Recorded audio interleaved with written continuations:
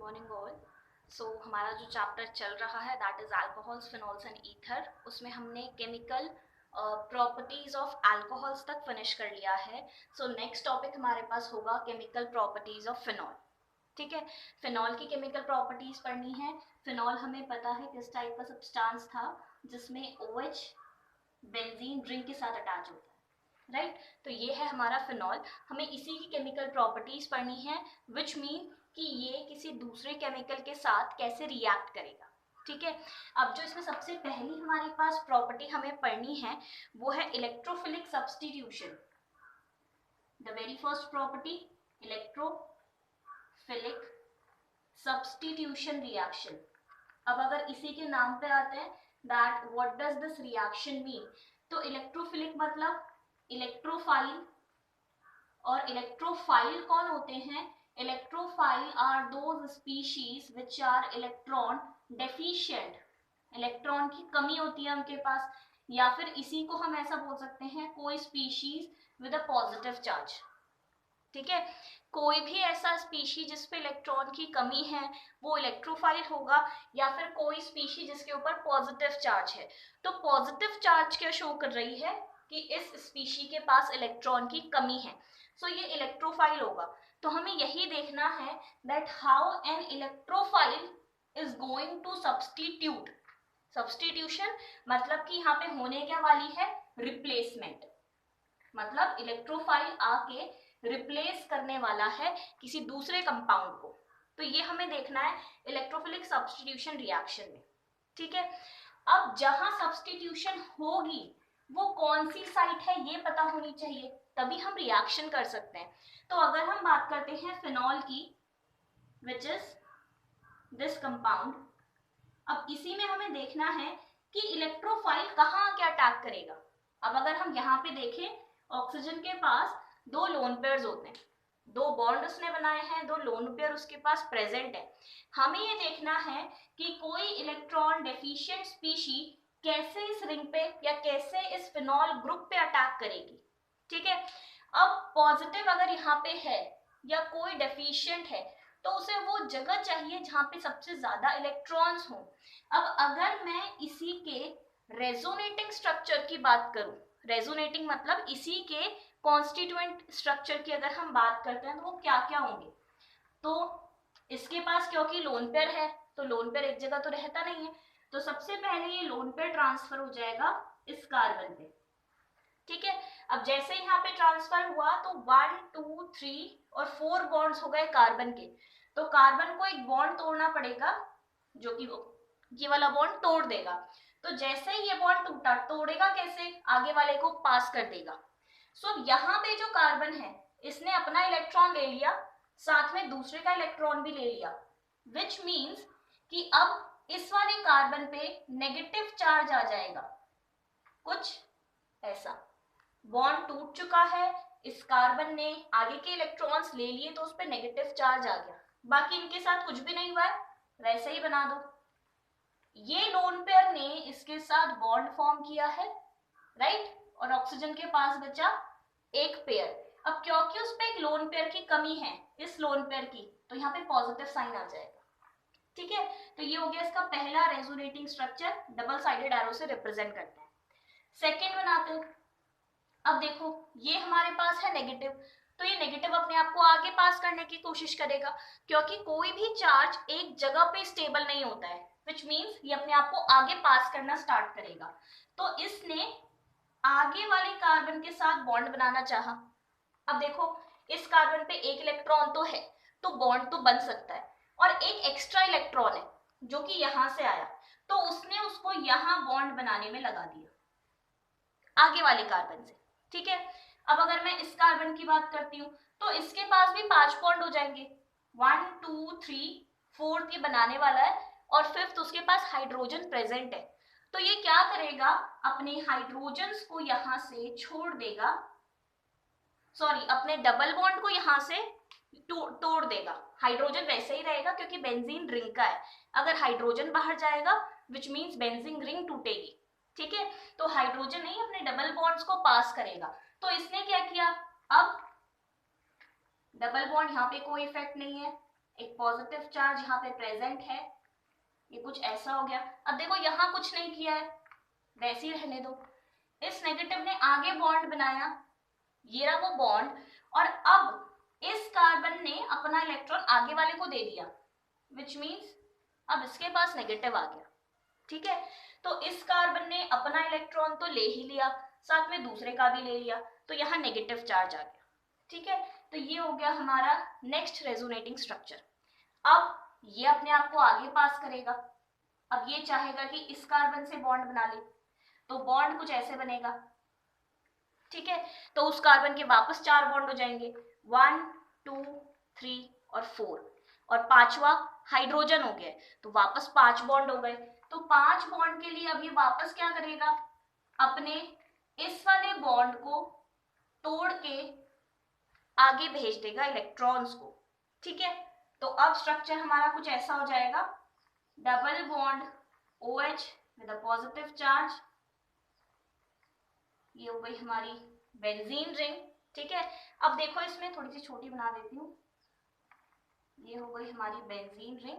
अब देखो इसमें चेंज क्या आया है, ये वैसे का वैसे ही है, ये देखो इस नेगेटिव ने आगे इलेक्ट्रॉन बनाया है, ये रहा। अब आगे इलेक्ट्रॉन देगा तो बॉन्ड फॉर्मेशन होगी, तो यहाँ बॉन्ड फॉर्मेशन हो गई, और इस कार्बन ने अपने इलेक्ट्रॉन्स को आगे पास कर दिया, विच मीन्स इसके ऊपर नेगेटिव चार्ज।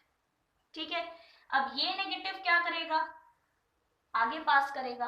अब इस कार्बन के 5 बॉन्ड हो जाएंगे, 1 2 3 4, 5th के बनाने वाला है, तो अब ये वाला इलेक्ट्रॉन ऑक्सीजन पे वापस आ जाएगा।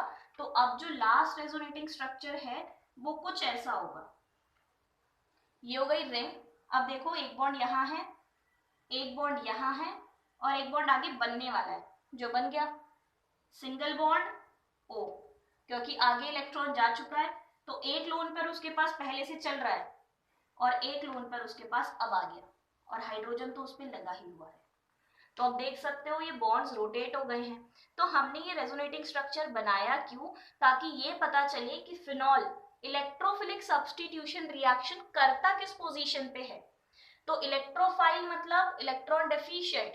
अब देखो इलेक्ट्रॉन रिच जगह कौन सी है, तो यहाँ हमें नेगेटिव चार्ज दिख रहा है, which means ortho position electron rich है, और अगर इसके पास ज्यादा इलेक्ट्रॉन्स हैं तो वो डोनेट कर सकता है जिसके पास इलेक्ट्रॉन की कमी है।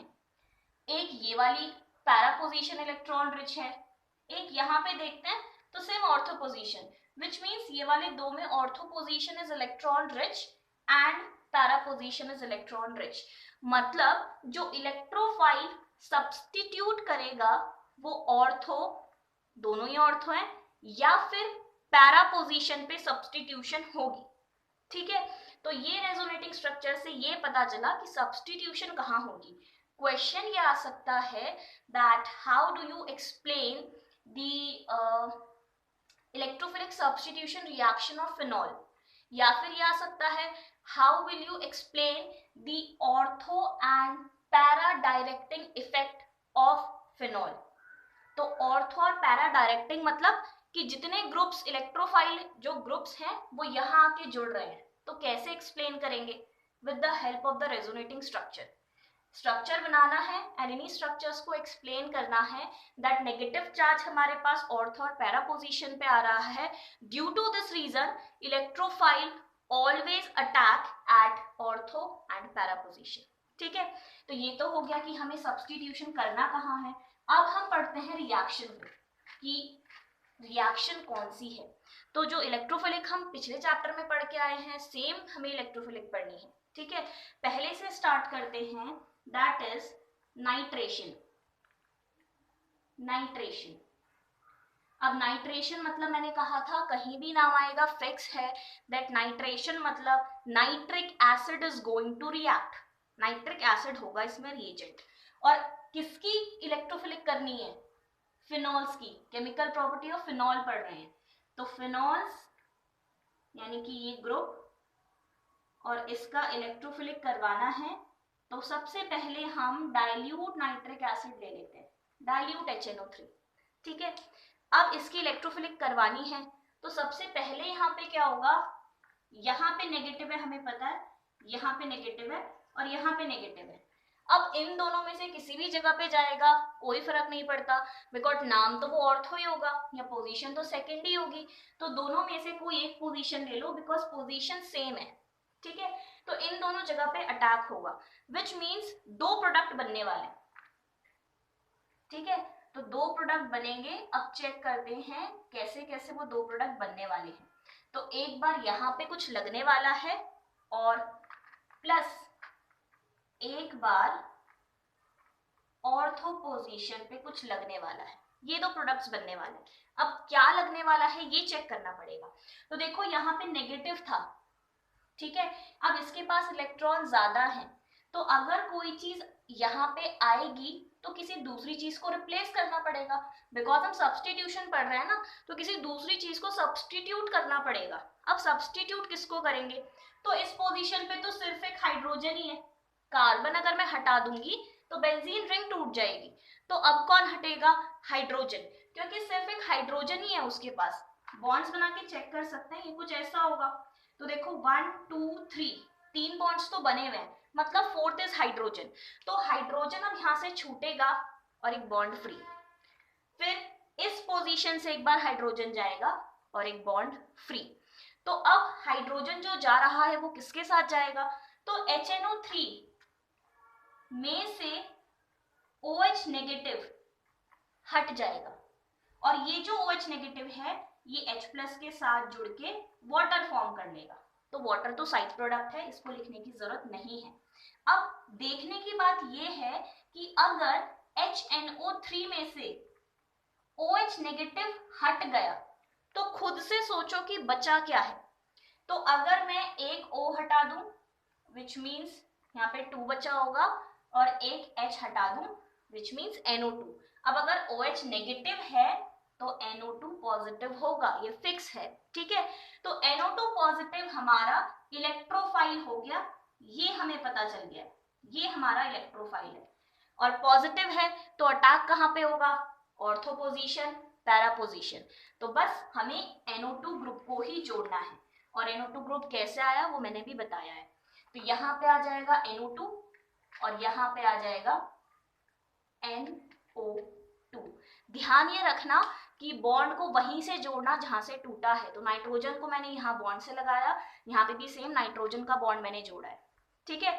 तो ये हमारे पास दो प्रोडक्ट्स आ जाएंगे। अब अगर मैं इसकी बात करती हूँ तो ये हमारे पास, इसका अगर हम नाम देखें, so this is ortho nitro, इसको हमने पेरेंट चेन मान लिया फिनॉल, तो ऑर्थो पोजीशन पे नाइट्रो ग्रुप लगा है और ये हो गया फिनॉल। नेमिंग का तरीका बिल्कुल सेम है, इसके साथ जो पोजीशन है वो ऑर्थो होगी, या फिर लिख सकते हो 2 नाइट्रोफिनॉल, ठीक है, सेम। अब अगर मैं इसको पेरेंट चेन मानूंगी तो ये तो फिनॉल हो गया, फिनॉल। अब इसके रिस्पेक्ट में ये पैरा पोजीशन है, ऑर्थो मेटा पैरा, तो ये पैरा पोजीशन है विच मीन्स ये हो जाएगा पैरा नाइट्रोफिनॉल, ठीक है। ये हो गए हमारे पास नाइट्रेशन रिएक्शन। अब इसमें से क्वेश्चन क्या बनता है, दैट अगर हमें इन दोनों को सेपरेट करना है, हमें क्या करना है, दोनों प्रोडक्ट्स को अलग अलग करना है, तो हम इनको सेपरेट कैसे करेंगे। या सबसे पहला क्वेश्चन ये कि which one of the following is the major product, इसमें से मेजर प्रोडक्ट कौन सा होगा। तो मैंने पहले भी बताया था, हमेशा para product is the major product. Reason क्या बताया था मैंने, ड्यू टू सिमेट्री। सिमेट्री से क्या रीजन है, तो अगर सिमेट्री होगी तो क्रिस्टल्स आपस में बिल्कुल फिट बैठे होंगे, और अगर क्रिस्टल्स आपस में बिल्कुल फिट हैं विच मीन्स इसके क्रिस्टल को तोड़ना मुश्किल होगा, और अगर ये मुश्किल हुआ तो उस टाइम पे ये हमारा स्टेबल और मेजर प्रोडक्ट माना जाएगा, ठीक है। सेकेंड रीजन मैंने बताया था कि यहाँ पे हिंडरेंस कम होती है, दोनों बल के ग्रुप बिल्कुल ऊपर नीचे, एक यहाँ है तो एक यहाँ है, बिल्कुल ऊपर नीचे लगे, जिसकी वजह से रिपल्शन नहीं होगा, और अगर रिपल्शन नहीं होगा तो ये हमारा स्टेबल मेजर प्रोडक्ट माना जाएगा। जबकि यहाँ पे अगर चेक करो तो दोनों बल के ग्रुप बिल्कुल आसपास है, तो इसीलिए ये माइनर प्रोडक्ट होता है। तो पैरा हमारा मेजर प्रोडक्ट हो जाएगा और ये हमारा माइनर प्रोडक्ट हो जाएगा, ठीक है। Now the question arises that how will you separate the paranitrophenol and orthonitrophenol, हम इनको सेपरेट कैसे करेंगे। तो सेपरेशन के लिए हमारे पास एक टेक्निक है जिसको हम बोलते हैं स्टीम डिस्टिलेशन। तो हम यहाँ पे लिख सकते हैं, पहले तो question you can write that how para-nitrophenol and ortho-nitrophenol can be separated। ठीक है, या थोड़ा सा क्वेश्चन घुमा के भी आ सकता है, मतलब यही होगा। अब अगर हम इसकी बात करते हैं कैसे सेपरेट होगा, आधा तो क्वेश्चन से ही कॉपी करना होता है, saying that para and ortho-nitrophenol can be separated by process of steam distillation। Steam distillation से ये सेपरेट हो जाएंगे। अब स्टीम डिस्टिलेशन का मतलब क्या हुआ, that what is steam distillation? तो स्टीम डिस्टिलेशन का मतलब है कि इन दोनों में से कोई एक चीज स्टीम वोलेटाइल होगी। पहले तो डिस्टिलेशन में एक बार डिस्टिलेशन को एक्सप्लेन कर देती हूँ कि डिस्टिलेशन प्रोसेस क्या होता है। तो डिस्टिलेशन प्रोसेस वो प्रोसेस है जब हम किसी दो कंपोनेंट्स को सेपरेट करते हैं, बट ये प्रोसेस लगेगा कब? जब there is a difference in boiling point. अगर दो कंपोनेंट्स के बॉइलिंग पॉइंट में डिफरेंस है तब तो हम डिस्टिलेशन प्रोसेस लगा सकते हैं, क्योंकि अगर एक का बॉइलिंग पॉइंट कम है और एक का बॉइलिंग पॉइंट ज्यादा है तो ज्यादा वाला सॉल्यूशन में रह जाएगा और कम वाला उड़ जाएगा, तो दोनों सेपरेट हो गए, राइट। यहाँ पे हम स्टीम डिस्टिलेशन की बात कर रहे हैं, तो स्टीम मतलब वेपर्स की बात हो रही है। तो अगर मैं इन दोनों की बात करती हूँ तो इन दोनों में भी बॉइलिंग पॉइंट का डिफरेंस होता है, ठीक है। There is a difference of boiling point in these two compound, paranitrophenol and orthonitrophenol. अब क्योंकि बॉइलिंग पॉइंट का डिफरेंस है, तो अगर हम इनमें से एक को हीट करें, इनमें से एक को मतलब सॉल्यूशन को हीट करेंगे, तो सॉल्यूशन में से एक कंपोनेंट उड़ जाएगा इन फॉर्म ऑफ वेपर्स, जिसको हम स्टीम बोल रहे हैं। सो दैट्स व्हाई हमने इसको बोला स्टीम डिस्टिलेशन, ठीक है। अब by the process of steam distillation में स्टीम वोलेटाइल कौन सी चीज होगी? वोलेटाइल मतलब जो पहले उड़ जाए। तो इसमें you can write that orthonitrophenol is steam volatile, मतलब कि जैसे ही हमने हीट किया वेपर्स की फॉर्म में ऑर्थोनाइट्रोफिनॉल उड़ गया। वोलेटाइल मतलब जो वेपराइज हो जाए, वोलेटाइल एसिड हम बोलते हैं ना, जो वेपराइज हो जाता है। तो ऑर्थोनाइट्रोफिनॉल हमारे पास स्टीम वोलेटाइल होता है। अब स्टीम वोलेटाइल का रीजन क्या है? तो इसका रीजन है steam volatile due to intra molecular hydrogen bonding. अब इसका बॉइलिंग पॉइंट कम क्यों है? ये पहले क्यों इवेपोरेट हो गया? तो उसका रीजन है कि इसके अंदर इंट्रामोलिक्यूलर हाइड्रोजन बॉन्डिंग होती है। अब इसी बॉन्डिंग को मैं एक्सप्लेन कर देती हूँ that what is intramolecular hydrogen bonding. तो अगर हम इंट्रा की बात करते हैं, पहले हाइड्रोजन बॉन्डिंग की बात करते हैं। तो पहले हाइड्रोजन बॉन्डिंग क्या होती है? तो हाइड्रोजन बॉन्डिंग मतलब है कि एक मॉलिक्यूल के पास हाइड्रोजन हो, ठीक है, ये किसी के साथ लगा हुआ होगा, और किसी दूसरे मॉलिक्यूल के पास कोई electronegative atom such as oxygen, nitrogen और फ्लोरीन, इन तीनों में से एक होना चाहिए।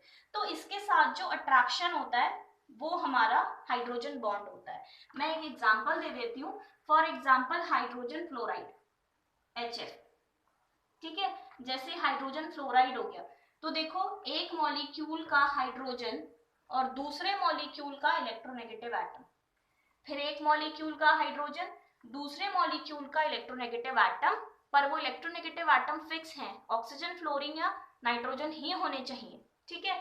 अब इलेक्ट्रोनेगेटिव है, partially negative, partially positive, partially negative, partially positive, ऐसा चलता रहेगा।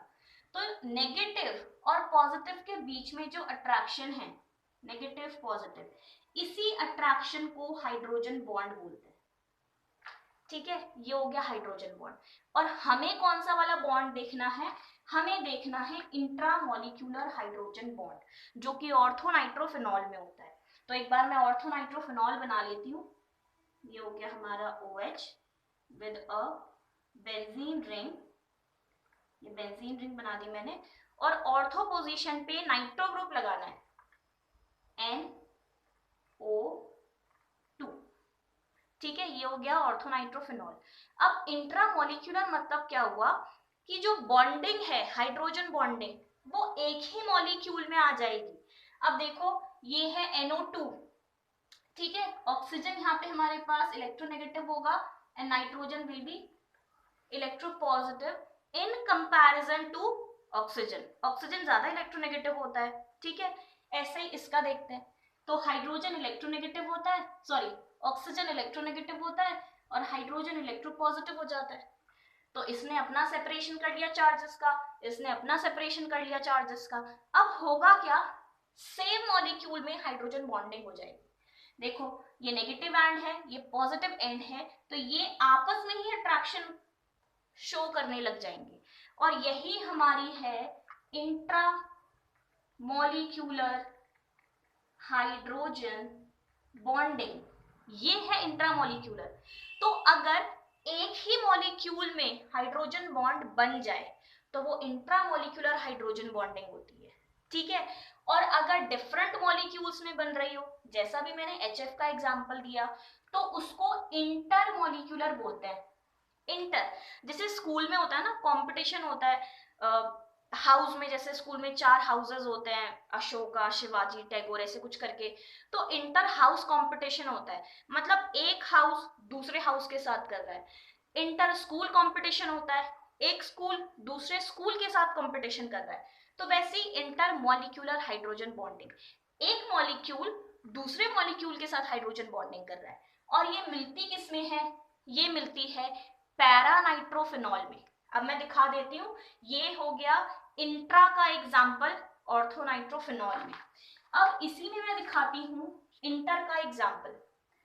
तो ये हो गया हमारे पास पैरानाइट्रोफिनॉल, ये NO2, ठीक है। अब इसी के साथ दूसरा भी OH ग्रुप होगा, इसके नीचे ही पैरानाइट्रोफिनॉल बना हुआ होगा पूरा, ठीक है।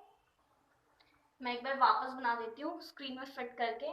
तो ये हो गया हमारा पैरानाइट्रोफिनॉल और इसी के नीचे मैं दूसरा मॉलिक्यूल बना रही हूँ, ये पैरानाइट्रोफिनॉल का, ठीक है। अब दिख रहा होगा मेरे ख्याल से, और यहाँ पे लगा है NO2, ठीक। अब यहाँ पे देखते हैं कि बॉन्डिंग कैसे होगी। तो वापस चेक करो, तो देखो अगर मैं इसी को शो करूं तो oxygen is partially negative, nitrogen is partially positive, ठीक है। अब यहाँ पे देखो hydrogen is partially positive, oxygen is partially negative, ऐसे ही यहाँ सेपरेशन होगा, यहाँ सेपरेशन होगा। तो अब देखो ये दूसरा मॉलिक्यूल है पैरानाइट्रोफिनॉल का और ये दूसरा मॉलिक्यूल है। तो अब ये दो मॉलिक्यूल आपस में बॉन्डिंग बना लेंगे। बॉन्डिंग का मतलब मेरा सिर्फ अट्रैक्शन से है, हाइड्रोजन बॉन्डिंग से है। तो देखो अब ये नेगेटिव क्या करेगा, दूसरे मॉलिक्यूल के पॉजिटिव को अट्रैक्ट करेगा, कुछ ऐसे, ठीक है। तो इसी अट्रैक्शन को हमने बोला इंटर मॉलिक्यूलर हाइड्रोजन बॉन्डिंग। तो हाइड्रोजन बॉन्डिंग दो टाइप की होती है, एक होती है इंट्रामोलिक्यूलर, जो एक मॉलिक्यूल के अंदर ही बन जाए, जैसे एक क्लास के बच्चे आपस में ही कॉम्पीट करने लग जाए, तो वो इंट्रा का एग्जाम्पल हो गया। और इंटर मतलब हाउस किसी दूसरे हाउस के साथ, स्कूल किसी दूसरे स्कूल के साथ, इस तरह से इंटर का एग्जाम्पल। तो एक मॉलिक्यूल दूसरे मॉलिक्यूल के साथ। तो अगर क्वेश्चन आया that how will you explain that orthonitrophenol is a steam volatile, मतलब वो पहले वोलेटाइल हो जाता है हीट करने पे, कैसे एक्सप्लेन करोगे। तो due to presence of intramolecular hydrogen bonding in orthonitrophenol, intramolecular है। अब देखो रीजन क्या हुआ, मैं यहाँ पे बना देती हूँ एक बार इसी को, ये कुछ ऐसा था NO2, ये आपस में अट्रैक्ट हो गए थे, ये इंट्रा और ये इंटर। अब देखो इसी का ऐसा दूसरा मॉलिक्यूल होगा, वो आपस में ही बना रहा होगा, इसको मैं हटा देती हूँ, इसी का दूसरा मॉलिक्यूल ये है, तो ये क्या कर रहा होगा, आपस में बना रहा होगा कुछ ऐसे, ये, ठीक। अब ये देखो दो पैरानाइट्रोफिनॉल के मॉलिक्यूल हैं और ये दो ऑर्थोनाइट्रोफिनॉल के मॉलिक्यूल हैं। अब ये दोनों ने आपस में हाइड्रोजन बॉन्डिंग बनाई है, मतलब ये दोनों मॉलिक्यूल आपस में अट्रैक्टेड हैं। और अगर मैं इन दोनों की बात करूं, इन दोनों के बीच में कोई भी अट्रैक्शन नहीं है। मतलब अगर मैं इन दोनों को हीट करूं तो मुझे इसको हीट करने में ज्यादा टाइम लगेगा, क्योंकि मुझे इसके ये वाले बॉन्ड्स को ब्रेक करना पड़ेगा, तो हीट करने में ज्यादा टाइम लगेगा। और जैसे ही मैंने इसको हीट किया तो इसके बीच में कोई बॉन्डिंग नहीं है, मतलब ये मॉलिक्यूल पहले इवेपोरेट हो जाएगा, फिर ये वाला मॉलिक्यूल, ऐसे ही और भी मॉलिक्यूल। तो क्योंकि दो मॉलिक्यूल्स के बीच में बॉन्डिंग नहीं है, जिसकी वजह से ये स्टीम वोलेटाइल है। ठीक है, तो ये हो गया तुम्हारे क्वेश्चन का आंसर कि वो स्टीम वोलेटाइल क्यों होता है। हम पैरा और ऑर्थो को सेपरेट कैसे कर सकते हैं, तो सेपरेशन के लिए प्रोसेस का नाम मैंने बता दिया दोनों का, स्टीम डिस्टिलेशन। नाम याद रखना, स्टीम डिस्टिलेशन। ठीक है, ये हो गया हमारे पास एक पार्ट डाइल्यूट नाइट्रिक एसिड का विद कुछ क्वेश्चंस। अब इसी में एक और पार्ट बताती हूँ and then I will end the video, कि अगर फिनॉल की रिएक्शन हम कंसंट्रेटेड HNO3 से करवा दे तब क्या होगा। मैंने पहले डाइल्यूट लिखा था, अब मैं कंसंट्रेटेड HNO3 की बात कर रही हूँ। तो कंसंट्रेटेड में एसिड का अमाउंट ज्यादा होगा, विच मीन्स इलेक्ट्रोफाइल तो अभी भी NO2 पॉजिटिव ही है, इलेक्ट्रोफाइल में कोई चेंज नहीं है, बट क्योंकि कंसंट्रेटेड एसिड का अमाउंट ज्यादा है, तो अब जो प्रोडक्ट बनेगा वो कैसा प्रोडक्ट बनेगा, टोटल 3 सब्स्टिट्यूशन के साथ, विच मीन्स यहां पे भी NO2 ग्रुप आ जाएगा, यहां पे भी NO2 ग्रुप एंड यहां पे भी NO2 ग्रुप आ जाएगा।